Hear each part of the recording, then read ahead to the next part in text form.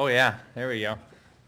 No, so anyways, Shell has been a big supporter of 811 here for the past few years, and they're on our deck lid here, and this is April's National Safe Digging Month, and basically what 811 does is you call before a project at your house, whether it's a small one like putting in a mailbox or putting a fence in or putting a new pool in.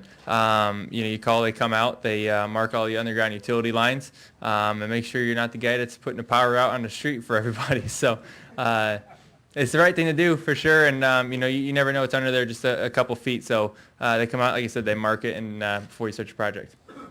All right, and what is it about the Flyaway to Phoenix sweepstakes you guys are going on? Yeah, so that's coming together in Phoenix in the fall race, and they're going to have a little sweepstakes, and one fan's going to come out to Phoenix and get to watch the race out there and get a little VIP trip out there. So that's starting here fairly shortly, and I'm excited about it. Awesome. Well, I guess now we'll take Q&A and general media availability. Got any questions? Over here. Mark Arrow, PRN. Clint Boyer once said it was really fun to watch, as long as he's not involved, two guys get into it. And what's your thoughts on Brad and Kurt and all that went on at Martinsville there with your teammate? At least it's not me this time. It happens. I mean, I know it. We like I say all the time, we race against each other every single week. Eventually, we're going to run into each other, and eventually, we're going to get aggravated with each other. It's just how you reason with it and how you get over it. Everyone has their own way of doing it, and there's different ways of doing it. But I'm sure those two are two champion race car drivers. They're gonna figure out how to get over it and move on. I'm sure fairly shortly. So. But that's part of our sport. I think it's cool. It brings a lot of excitement to what's going on here, and a lot of people. I know Eddie Gossage likes. I was waiting for the boxing gloves and the Kurt versus Brad thing here, but that didn't happen this week. But it's part of our sport. I think it's part of any sport. So those rivalries are there, and it's real. Louis Frank of Reuters. NASCAR may be reducing engine horsepower next year. What do you think of that concept, and how do you like racing? Would you like racing with less horsepower? Obviously, on bigger tracks. I'm all for more power. I think that's like any guy, right? They just want more power. So anytime you hear someone take away power, you're not excited about it. So I think something that's cool about Sprint Cup racing is we got 850, 900 horsepower in these things. That's pretty badass. So I want to, obviously make sure we have that. And, but either way, we just got to make sure we put on a great race for the fans. Whether we have, 3 horsepower or 900 horsepower, make sure it's a great race. And, if that's the direction we have to go to put on a better race, then so be it. But at the same time, I'm not sure if that'll be the answer or not. But, we have to look at every option we have and figure out what we got to do to make the best. All right, we'll go over to Alan. Alan Cavana, NASCAR.com. Goodyear and NASCAR, they maintained that any tire issues back in California, that was on the team side. I know Penske dealt with that. Did your team go back and look at those tire issues, and do you have any worries coming into another mile and a half like this? Yeah, we have we're concerned this weekend for sure. For when we get out there, this new package, with the added downforce, the added load on these cars, we're going faster. It puts a little more strain on these tires, and this is one of those racetracks that if you run on that white line, you're catching some of that apron, and we really think that's what was blowing the tires out. You have a lot of camber, and then when you put it down on the apron, it's basically like adding more, and then it blows out the shoulder of the tire there. So with that, the added left rear camber also, that's what you start doing that in low air pressures for a while. It starts to break away the tread from the sidewall there, and it's a concern this weekend for sure. We're definitely concerned about it, and I wouldn't say it was all the teams at California, because every team had it. I think there's 5 of them at one point there. So I'm sure Goodyear goes back and looks back at it and figures out what the answer is to make sure we don't have that again. But obviously this is the first, like you said, faster racetrack we've gone to since then, and you're going to have a concern. It'd be kind of dumb if you didn't have a concern coming into this. Will you dial back the aggressiveness, if you will, in the setups or however? We'll see how this practice goes here in a few hours and see what it looks like. But there's different ways that we can, like you said, dial it back, whether it's from behind the wheel or in the garage here when we're setting them up. Jennifer, AP. Joey, were you guys in California aggressive or on the edge with recommended air pressures? Yeah. I think, but I think it was, field wide. I think everybody was being pretty aggressive there, where we wanted to be, and because the advantage on the long haul is there, so we're gonna be aggressive there. In the race, I think everyone came up a little bit. Everyone was trying to tune things down, and our car unfortunately broke a gear, but we didn't have an issue in the race. Whereas in practice, we couldn't run, a 15-lap run. But in the race, we ran some, 30-lap runs, 25-lap runs, or something like that, and we didn't really have any issues that really frightened us that, we thought maybe someone else would have an issue before us. So, we when you blow out 2 tires in practice and your teammate blows out 3, you look at what you're doing first, right, and what your team as a team you're doing, and then try to fix it, and then hopefully that's enough for the race. Do you want that freedom? Do you want teams to be able to decide which way to go and be aggressive or conservative? I don't really want to blow out tires because it hurts. So I'd rather have something that's a little tougher tire that can handle that stuff. But it's such a hard thing. See, I got to go through Goodyear, their factory every off season, and see how they build these things and what goes into it and how they engineer them. And to build a tire for what we're doing is very, very, very hard. Because here we are as drivers, we want more grip, we want a softer tire, we want a tire that wears out, and then we're putting so much load on them with these heavy cars. It's almost impossible to do both. So it's very, very difficult to make that happen. And they're always constantly adjusting on their blends and constructions and what they're doing with their tires. So, it's not from a lack of effort on their part. I promise you that. They're trying really hard to get a lot of really smart people over there. But our cars ask a lot out of a tire. And, I got the most faith in those guys that anyone can have, and that's why I try to help them as much as I can, is give them the best insight of what we're fighting. And I know as Team Penske, as a team, we give them all the information we possibly can to help them make decisions when, they're back at their shop. We'll go to Reed. Reed Spencer with NASCAR Wire Service. Goodyear's bringing the zone tread technology to this race. They also say they have a left side tire that's a real known quantity at this point. But in toughening up the right sides, is there any sort of concern that an issue might migrate to the left, and is that really your concern on the left sides?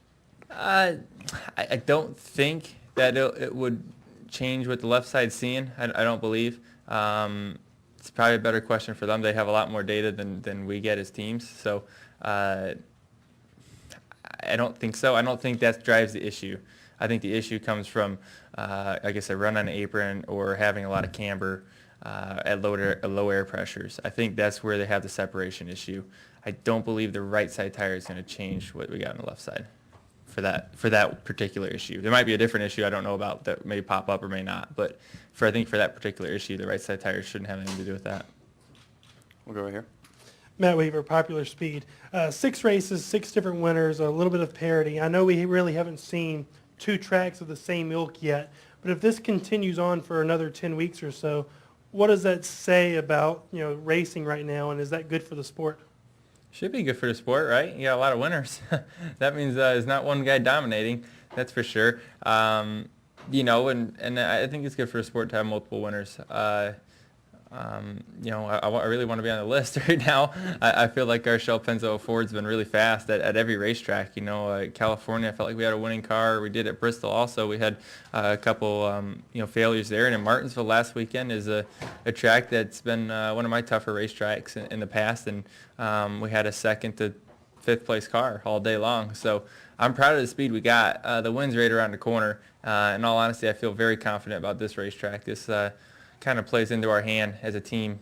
We've always been good at the faster, bumpy, wore-out racetracks, and this is exactly what that is. So I can't wait for practice to get this weekend started. Hi, Anton Warner, Quan 4 TV, San Francisco. Looking ahead, any thoughts on preparation, getting ready for the Sonoma Raceway road track? Yeah, we do some road course testing coming up here fairly shortly, and I try to get that going. And I enjoy getting to go out and run road courses, and especially Sonoma. That's it's such a tough racetrack because you're trying to bolt down, like we were saying earlier, 850, 900 horsepower with these narrow tires, and then you're trying to get them to stop and turn all at the same time. It's just the cars aren't capable of doing everything you want them to as a driver. So as a driver, you have to start crutching it and start figuring out what's most important and what you're going to give up, what you're willing to give up to gain what you need, or what you feel like you need to race well. So yeah, we'll start testing here shortly, and make sure we get some good packages for when we get there, because this new rules package this year without the ride heights is going to change that quite a bit. And you saw last weekend in Martinsville, I think that was probably the place that this rule change stood out the most as far as the ride height stuff. So I think you'll see the same thing when you go to Sonoma, Watkins Glen. Any more questions for Joey? Nate. Nate Ryan, USA Today Sports. Just wondering, with the Final Four in town, are you going? Is there going to be a group going? And what's it like, I guess, to be not play second fiddle, but to know that you're in the same market with something that's kind of the big focus of the national sports scene next few days? I just know I'm racing. I don't really care about any other sport too much. So really, it's I'm here to race and win a race, and whatever they want to do, shooting hoops, they can keep on going with that. They don't need me there. No. I'm focused in on trying to win a race. So I feel like if I leave the racetrack, I get distracted, and if I don't run well, that's going to be the reason why. So I'm not going to give myself an opportunity to have an excuse. Go to Lee. Do you know offhand whether or not the backup car you pulled out at California Speedway was your Texas primary or your secondary car? It was my primary car. So what are you racing this weekend? I don't know. It's I tell you what.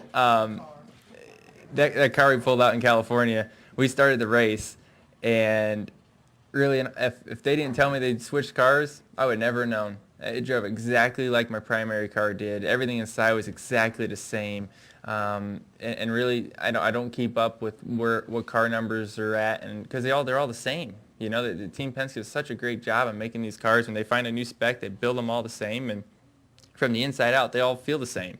So I don't really put much, insight into what car I want to race or having a favorite car, because really they're just numbers, and they're all the same. And I know if we raced that car at Texas, it was fine, but we can't turn it over that quick to come back here. So it's a different car than that was planned to come here. I know that, but which one it is, I don't know. Yep.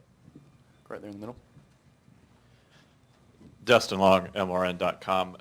Joe, you talked about, to Nate's question about not going to the Final Four, not wanting to leave the track to be distracted. Is that the philosophy you've kind of always had, or is that something kind of part of the learning process through the years, and why so, or how did it come to this point of I've got to stay at the track to keep my focus? I've probably taken that to the extreme over the last 2 years. If you're looking to be the best, you got to work harder than everybody, right? You got to figure out how to be better. And I'm in the garage so it closes all the time, just to be with the guys. If something comes up, I can help them with some answers, help them with some setup stuff. And I'm also, the more I can learn about the race car and what direction they're going with changes and why they're doing it, the better information I could feed back to them to make sure whether it's the right or wrong answer for a car. So the more involved I am, the better I feel about it. And like I said, it limits that opportunity to have an excuse at the end of the race for me. So I know if I've tried my best and tried my hardest, I'm not going to be mad all weekend if we don't run well, or all week the next week if we don't run well. So, and I think it gives you the opportunity to run better. So I made the commitment to go out here and win championships, and that's what I got to do. Is that something you did a little bit more when you joined Team Penske? Yeah, I'd say for sure. I've definitely stepped up my game there. For sure. I'm being more prepared, getting to the racetrack, and working harder once I'm here. Thank you. Last question for Joey. All right, thank you, Joey. All right, great. Thank you, guys.